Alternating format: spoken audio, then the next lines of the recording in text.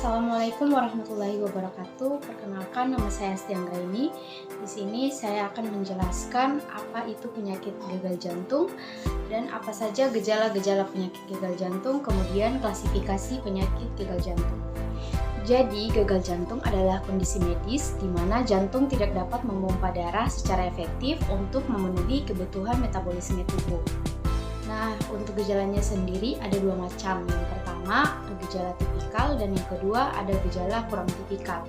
Gejala tipikal ini mengacu pada gejala-gejala yang paling umum dan yang paling sering ditemui pada penderita penyakit gagal jantung. Gejala-gejala ini biasanya menjadi tanda awal dan yang paling khas dari kondisi ini. Contohnya misalnya sesak napas, kesulitan bernapas saat berbaring, dan toleransi aktivitas menurun. Sedangkan pada gejala kurang tipikal ini mengacu pada gejala-gejala yang bisa terjadi pada penderita penyakit gagal jantung, tetapi tidak sesering dan semudah gejala tipikal. Contohnya misalnya batuk pada malam hari, penurunan berat badan, perasaan bingung, dan lain-lain. Untuk klasifikasi penyakit gagal jantung itu dibagi menjadi 4. Untuk kelas yang pertama, pada tahap tersebut tidak ada keterbatasan aktivitas fisik. Aktivitas biasa tidak menyebabkan gejala. Contohnya, pasien dapat melakukan aktivitas tanpa mengalami kelelahan, sesak napas, atau palpitasi. Untuk yang kelas kedua, terdapat sedikit keterbatasan dalam melakukan aktivitas fisik. Contohnya itu pasien merasa nyaman saat istirahat, tetapi aktivitas fisik biasa dapat menyebabkan kelelahan, sesak nafas, atau palpitasi.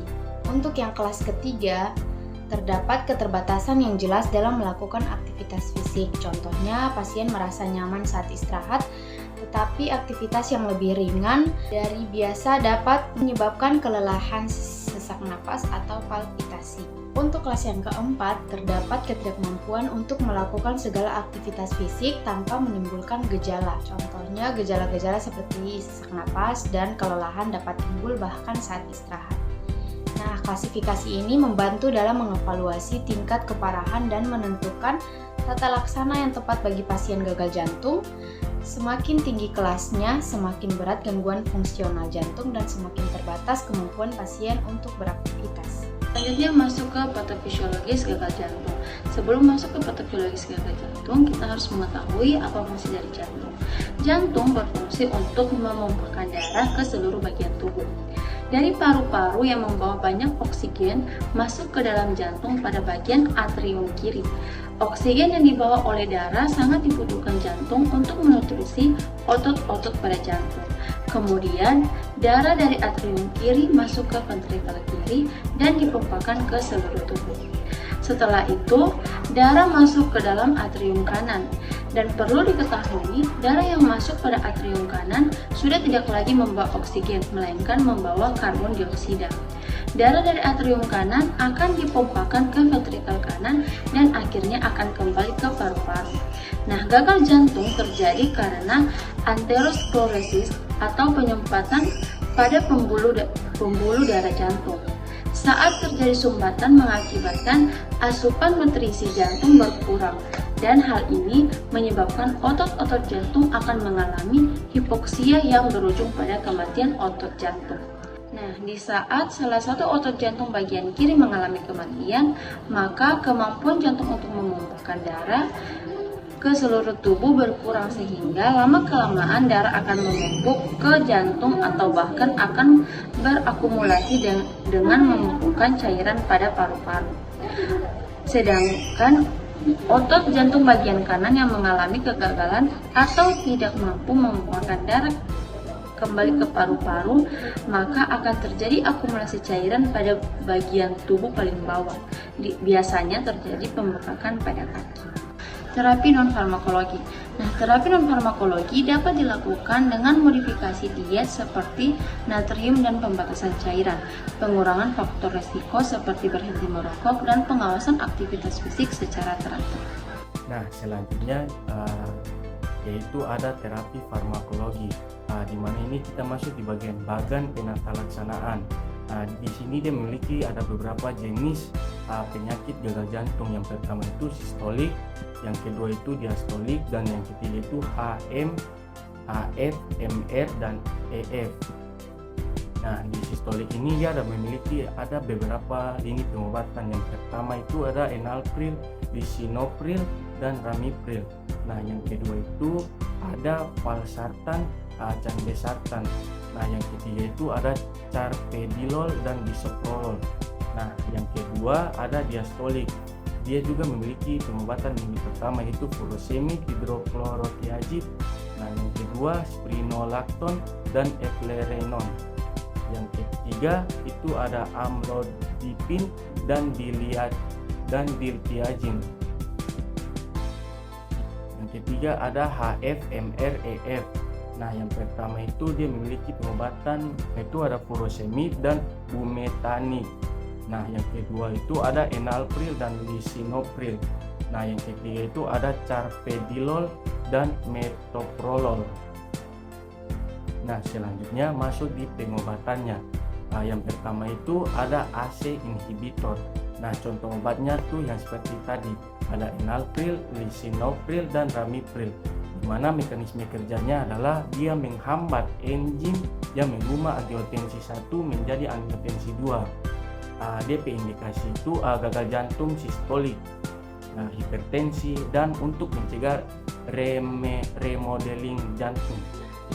Yang kedua ada ARB atau angiotensi 2 reseptor blocker.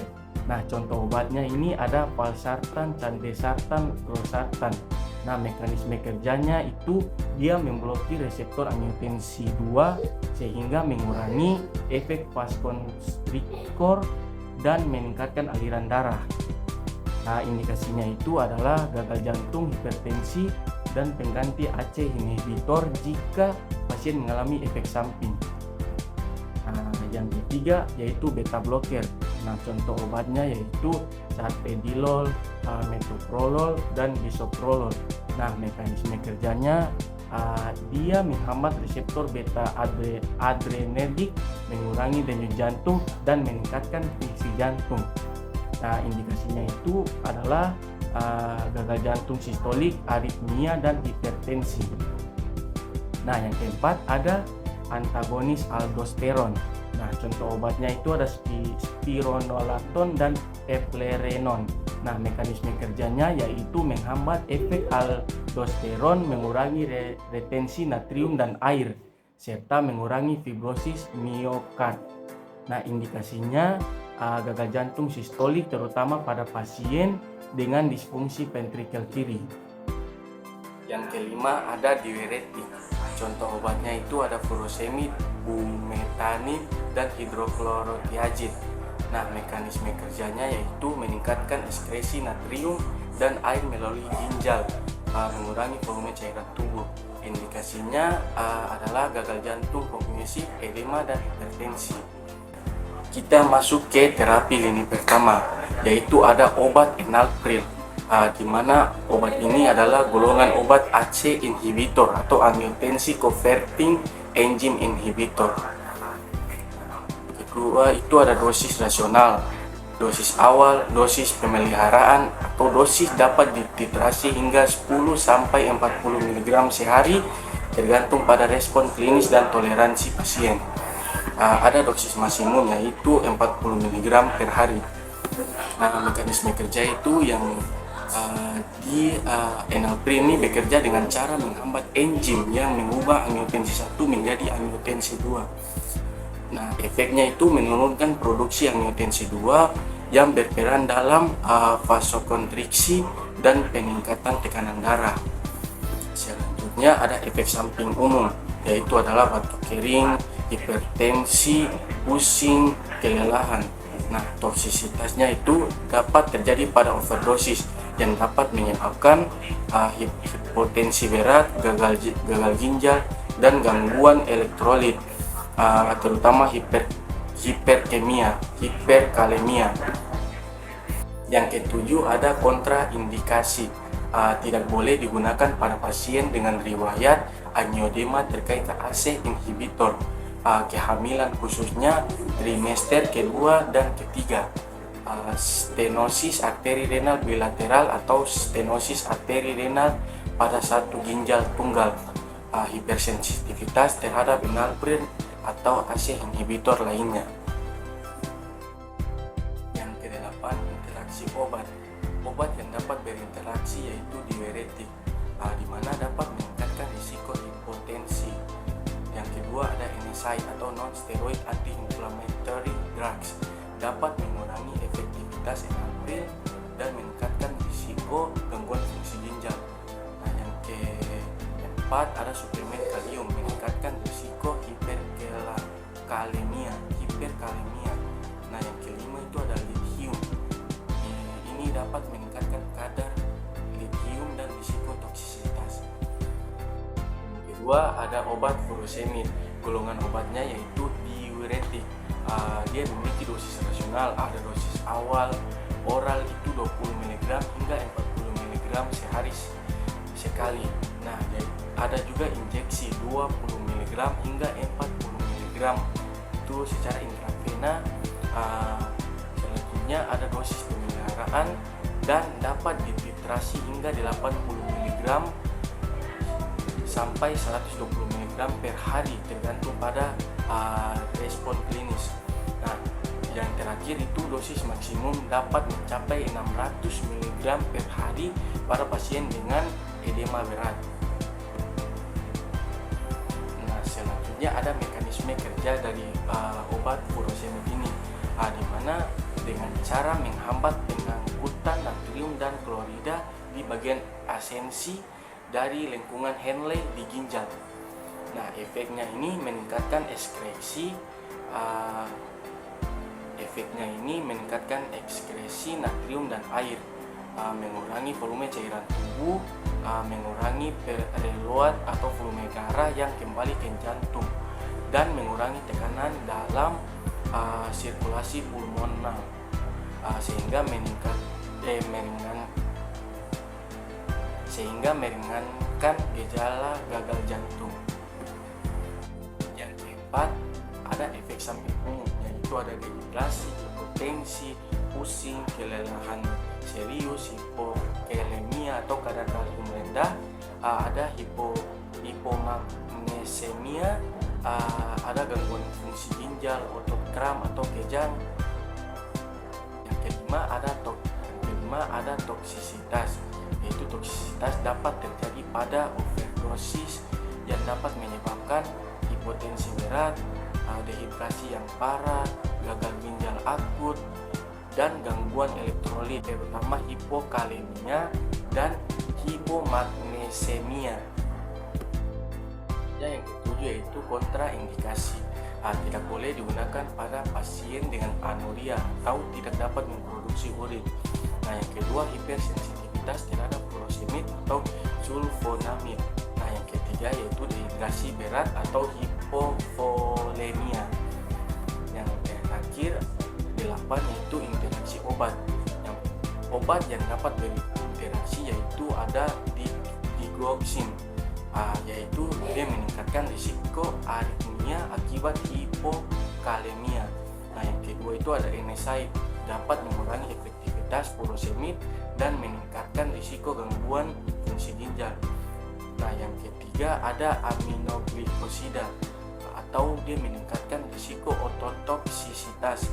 Nah, yang terakhir ada suplemen kalium, itu mungkin diperlukan untuk mencegah hipokalemia. Baik, di sini saya akan membahas terapi yang kedua. Terapi yang kedua ini yaitu obat valsartan, dan di mana obat golongan ini yaitu ARB atau angiotensin receptor blocker. Nah, untuk dosis rasionalnya yaitu dosis awal 40 mg 2 kali sehari, dan dosis pemeliharaan 160 sampai dengan 80 mg 2 kali sehari, dan untuk dosis maksimumnya 320 mg 2 kali sehari tergantung pada toleransi dan respon pada pasien. Dan untuk mekanisme kerja obat valsartan ini yaitu obat ini menghambat peningkatan angiotensin 2, dan di mana reseptor aktin pada jaringan tubuh sehingga mengakibatkan pelebaran tubuh darah sehingga pembuluh darah menjadi lancar. Nah, dan tekanan darah akan menurun. Efek samping umum pada valsartan ini yaitu pusing, tekanan darah rendah atau diare. Nah, apa yang efek samping yang serius pada obat valsartan ini yaitu alergi parah, hiperledemia, gangguan fungsi ginjal. Dan toksisitas pada valsartan yaitu valsartan dapat mempengaruhi fungsi yang mengarah pada gagal ginjal akut atau fungsi ginjal. Dan kontraindikasi pada valsartan ini dilarang digunakan pada ibu hamil. Dan untuk interaksi obatnya yaitu obat yang dapat berinteraksi pada valsartan ini yaitu yang pertama diuretik. Diuretik dapat meningkatkan risiko hiperledemia. Dan yang kedua yaitu NSAID atau non-steroid anti-inflammatory drugs dapat mengurangi efektivitas valsartan dapat menurunkan tekanan darah serta meningkatkan risiko kerusakan pada ginjal. Dan yang ketiga yaitu ACE inhibitor dapat meningkatkan risiko efek samping seperti hipotensi, hiperledemia, gangguan fungsi ginjal, dan yang terakhir yaitu lithium. Nah, lithium ini dapat mempengaruhi metabolisme valsartan atau meningkatkan kadar lithium dalam darah yang dapat menyebabkan keracunan lithium. Ketiga, terapi lini ketiga yaitu obat carvedilol. Nah, obat carvedilol ini yaitu obat golongan beta blocker. Untuk dosis rasional awal yaitu 3.125 mg 2 kali sehari. Nah, untuk dosis pemeliharaan, untuk terapi lini ketiga yaitu obat carvedilol. Obat carvedilol ini di mana obat itu digolongkan menjadi obat beta blocker. Nah, untuk obat carvedilol ini dosis rasionalnya dosis awal yaitu 3.125 mg 2 kali sehari. Dan untuk dosis pemeliharaan 25 mg secara oral 2 kali sehari. Dan untuk dosis maksimumnya 25 mg secara oral 2 kali sehari pada pasien dengan berat badan 85 kg atau kurang dan 50 mg. Untuk mekanisme kerja carvedilol ini yaitu reseptor ini biasanya meningkat hormon yang disebut ketolamin. Ketika ketolamin ini dia mengangkat reseptor jantung berdetak lebih kencang dan lebih cepat serta pembuluh darah menyempit.